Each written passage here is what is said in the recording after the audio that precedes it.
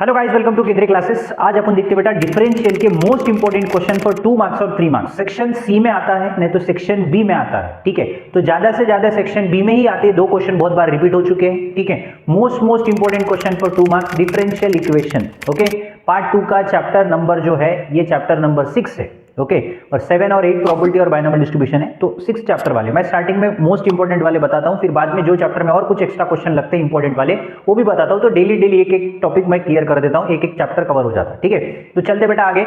तो डिफरेंशियल का सबसे पहला क्वेश्चन जो है बेटा, from the differential equation eliminating arbitrary constant बोल के बता। एलिमिनेटिंग ऑर्बिटरी कांस्टेंट मतलब ए और बी एलिमिनेटिंग ऑर्बिटरी कांस्टेंट है, मतलब आर्बिटरी कांस्टेंट है, उसको एलिमिनेट करना है। ए और बी कौन है? Arbitrary constant.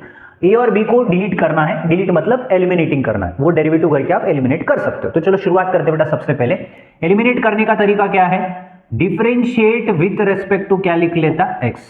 वाई का डेरिवेटिव क्या होता बेटा? dy by d x. A की पावर 5x मतलब देखो बेटा ये कांस्टेंट है, तो मल्टीप्लीकेशन में ए जीरो डायरेक्ट नहीं होता बिकॉज ऑफ e की पावर 5x बाजू में है। तो e की पावर 5x का डेरिवेटिव e की पावर 5x, 5x का अलग से करूंगा तो क्या होता? 5। b e की पावर x बोले तो b ऐसी रखूंगा, e की पावर माइनस 5x का e की पावर माइनस 5x, और 5 का अलग से करूंगा तो क्या होगा? माइनस 5 हो जाएगा। ठीक है, तो जैसे 5 मैंने प्लस में लिखा, इधर नेगेटिव इसलिए मैंने सेपरेट लिख दिया। dy बाई डी एक्स क्या हो जाएगा बेटा?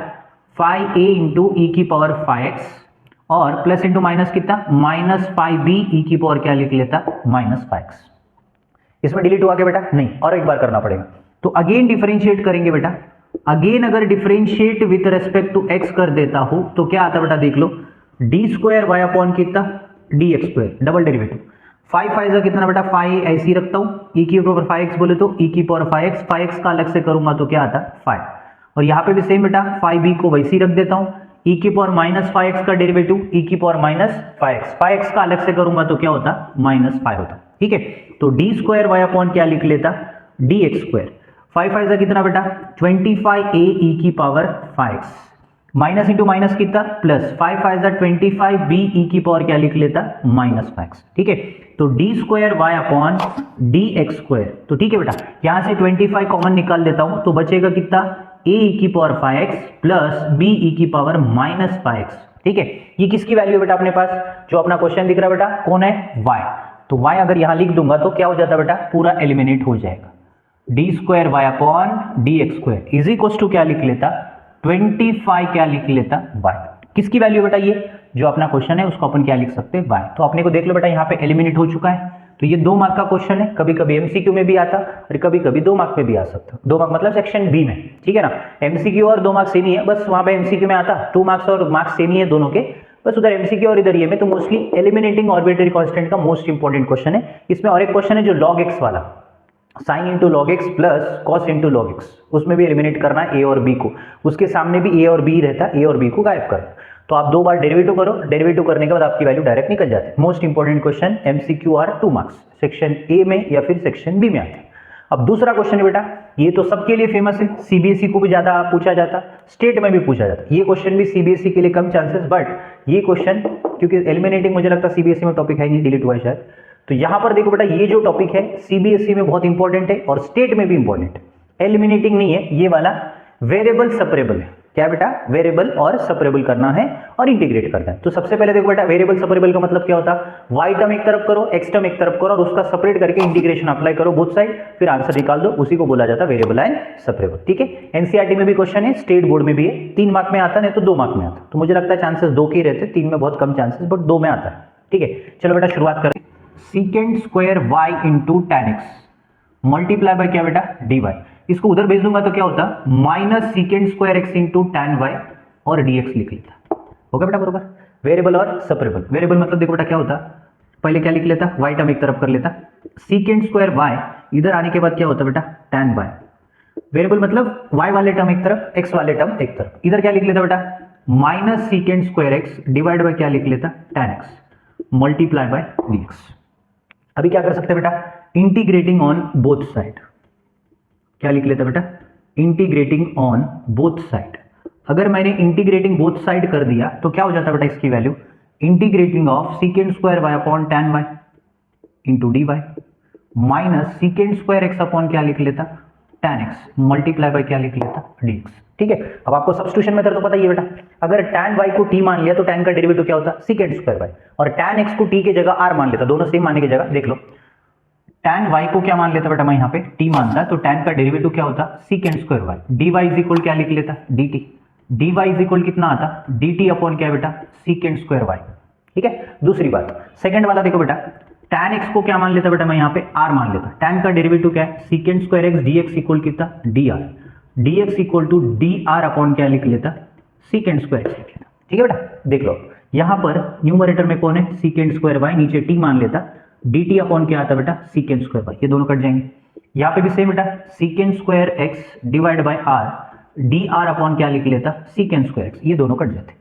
1/t बोले तो इंटीग्रेशन क्या होता log t, और यहाँ पे 1/r बोले तो log r। आपको पता है बेटा जब c जो है दोनों साइड जब log आता तो c की जगह आपको क्या लिखना पड़ेगा log c, वो कांस्टेंट है, वो देखना पड़ेगा कि दोनों तरफ अगर log आ रहे तो log c बोल के लिख दो। ठीक है, तो आपको पता है बेटा log a माइनस b का formula, log a minus log b बोले तो log a बोले तो c by r, log log कटेगा तो क्या लिख लेता बेटा t into r is equal to c। What is the value of t बेटा tan y, r की वैल्यू tan x is equal to क्या लिख लेता c। मोस्ट इंपॉर्टेंट क्वेश्चन बेटा सेक्शन बी में आता है। ठीक है, और सीबीएसई बोर्ड में भी पूछा जाता है और स्टेट बोर्ड में भी पूछा जाता है, बट दोनों में भी 2-2 मार्क के लिए ही पूछा जाता है। ठीक है, चलो नेक्स्ट नेक्स्ट क्वेश्चन देखते बेटा, यहाँ पे मोस्ट इंपॉर्टेंट क्वेश्चन, तो ये हो गए डिफरेंशियल के 2 मार्क के, इसके बाद 3 मार्क के करवाऊंगा और 4 मार्क्स के करवाऊंगा, तो ये ज्यादा इंपॉर्टेंट है। जिन्होंने डिफरेंशियल मुझे सर इंपॉर्टेंट ही करने हैं बोले तो ये पहले कर लो बेटा, उसके बाद आगे वाले क्वेश्चन मैं और बताता हूँ, या फिर आपको कुछ लगता है ऑर्डर डिग्री वाले ज्यादा करो जो एमसीक्यू में आते हैं ऑर्डर और डिग्री। ठीक है, चलो थैंक यू।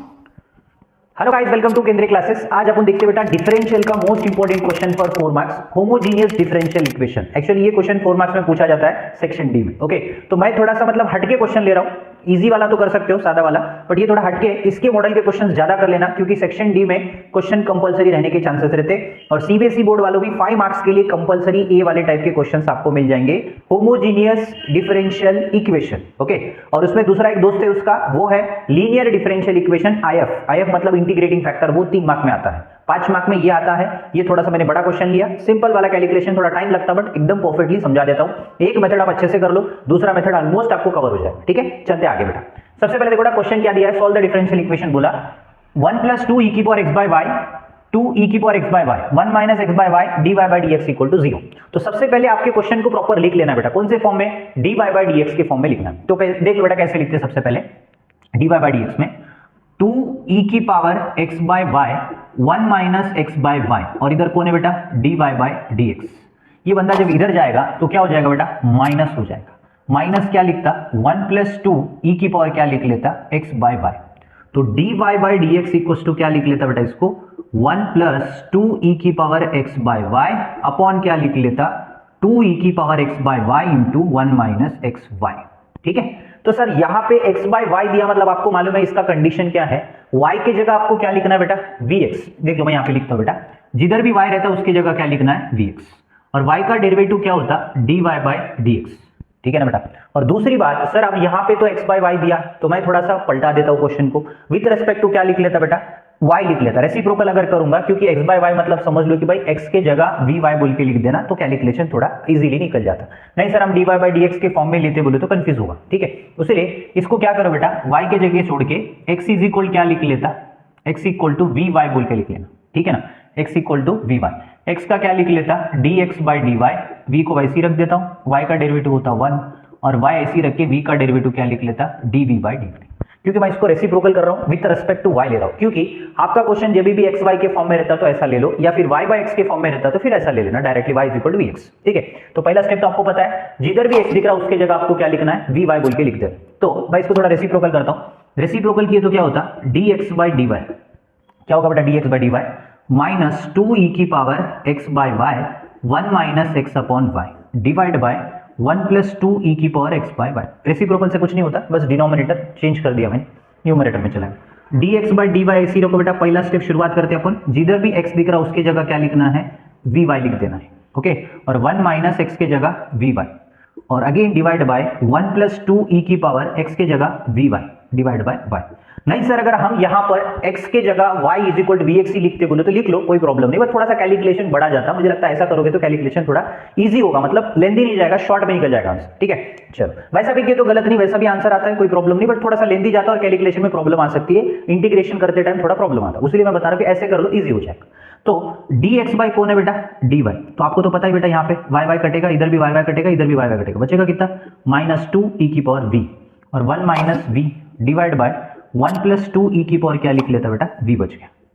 और आपको तो पता है बेटा अभी जिधर भी dx बाई dy दिख रहा है उसके जगह क्या लिख सकता, dx बाई डी के जगह v plus y into dv by dy, और इसको मल्टीप्लाई किया तो क्या होता बेटा -2 e की power v, minus into minus कितना प्लस 2 e की पावर v इंटू क्या लिख लेता v। ओके, दिख रहा है बेटा, कंफ्यूज नहीं होना, और डिवाइड बाय 1 प्लस 2 e की पावर v। अब अपन ने क्या लिखा था बेटा, जिधर भी dx बाई dy है उसके जगह मैंने क्या लिख दिया बेटा v plus y into dv by dy, क्योंकि विथ रेस्पेक्ट टू क्या ले रहा, y ले रहा, ठीक है ना।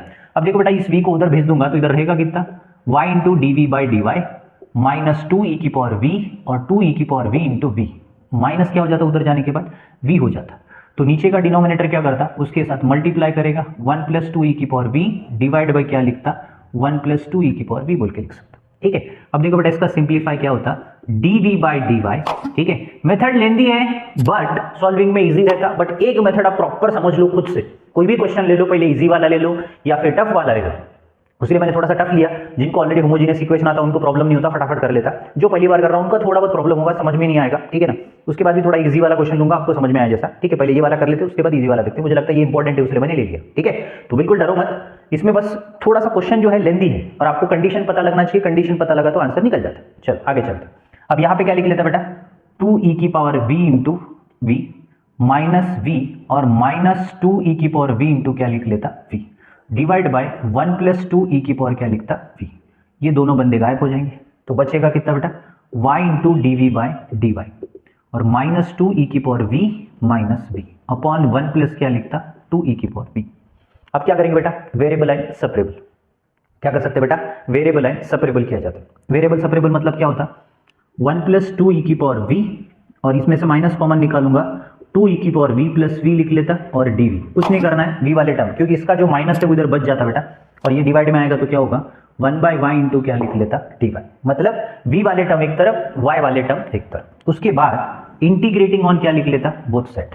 और आपको तो पता है बेटा इसको अगर अपन ने t मान लिया तो ये आ जाता, देख लो 2 e की पावर v प्लस v को अगर मैंने t मान लिया तो 2 e की पावर का डेरिवेटिव 2 e की पावर v चाहता, v का डेरिवेटिव 1, dv इज इक्वल कितना आता dt, dv is equal to dt upon क्या आता 2 e की पावर v प्लस कितना 1, मतलब न्यूमरेटर आ रहा है बेटा आपका सेम, तो देख लो बेटा यहाँ पे वही कर लेता हूँ, ऊपर में 1 प्लस 2 e की power v divide by t into क्या लिख लेता बेटा dt अपॉन 1 प्लस 2 e की पावर v, ये दोनों कट गए, इधर तो गरज नहीं बेटा, जैसा वैसे ही रख दो, बचेगा कितना 1 बाई टी।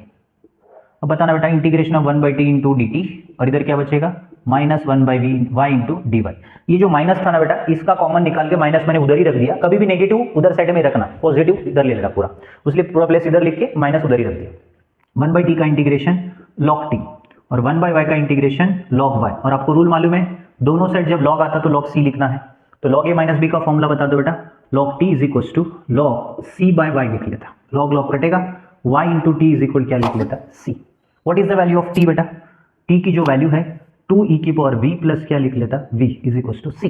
ठीक है, तो सर हम लोग यहाँ पे v की जगह क्या लिख सकते हैं, what is the value of v बेटा x बाय y लिख सकता, इधर आने के बाद x by y is equal क्या लिख लेता v।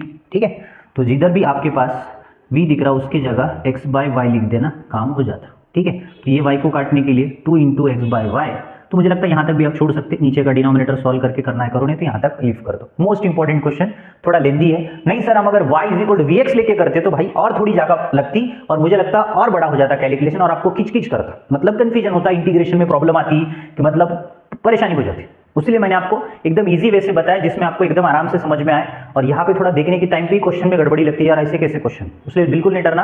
और ये होमोजीनियस मैं बोल रहा ना, दिखने में ही लेंदी है, सॉल्विंग तुम करते जाओगे तो स्टेप बाय स्टेप आराम से समझ में आएगा। इसलिए जो बच्चा पहली बार होमोजीनियस इक्वेशन कर रहा है उसको एक बेसिक आराम से छोटा सा क्वेश्चन लेके ट्राई करो, आपके टेक्स्ट बुक का कोई भी एग्जाम्पल ले लो, उसके बाद अगर आपको वो अच्छे से लगता है कि हाँ मेरे को मेथड समझाऊंगा, तब आप इस वाले क्वेश्चन को करना, ये 4 मार्क्स में आने के चांसेस रहते। सीबीएसई वाले को तो 5 मार्क्स में कंपलसरी पूछा जाता है ये वाला ऐसे टाइप वाला क्वेश्चन। तो मैं सीबीएसई में कैसा सेम क्वेश्चन तो नहीं बोल सकते, बट मॉडल बोल सकते हो, ठीक है। और स्टेट वाले बच्चों को भी मैं बोल रहा हूं ना, मोस्ट इंपॉर्टेंट क्वेश्चन है। स्टेट में मुझे लगता है इसके पहले कभी पूछा नहीं, बट इस बार के चांसेस बढ़ सकते हैं, हर बार थोड़ा लेवल क्वेश्चन का बढ़ सकता है। इसलिए रिक्वेस्ट है, थोड़ा सा समझ के ट्राई करो, 1 से 2 बार लिखो, बिना देख के समझ लो और कर लेना। नहीं सर हम y = vx लेते बोले तो ले लो, कोई प्रॉब्लम नहीं, वैसा भी किए तो राइट आता, ठीक है। चलो थोड़ा सा आपको वीडियो अच्छा लगता होगा तो लाइक शेयर करो बेटा, और सब्सक्राइब भी करो, ठीक है। और आपको ऐसी नए वीडियो लाते रहेंगे, और ऐसे नए इंपॉर्टेंट टॉपिक लाते रहेंगे, और आपको पढ़ने के लिए मुझे लगता परेशानी नहीं होगी कि मैथ्स की पढ़ाई कहां से करो, ये कभी टेंशन नहीं आता। ये महीना आपको मैं बोल रहा हूं ना, फुल सपोर्ट करूंगा, डेली आपको 1 से 2 वीडियो दूंगा जिसमें आपको मोस्ट इंपॉर्टेंट क्वेश्चंस रहेंगे। मुझे लगता है इससे फायदा होगा आपको 100%, ठीक है। ट्राई करो, फायदा हुआ या नहीं हुआ वो एग्जाम के बाद आपको पता ही लग जाएगा। बट मुझे लगता है आप बैठने के लिए, बहुत बच्चे क्या होते हैं कि अभी टाइम रहता है कि क्या पढ़ूं समझ में नहीं आता, इसलिए आप हमारा वीडियो देखो, एक बार क्वेश्चन समझ लो, उसके बाद बिना देखे एक बार ट्राई कर लो, बस काम हो जाता है, ठीक है। चलो थैंक यू।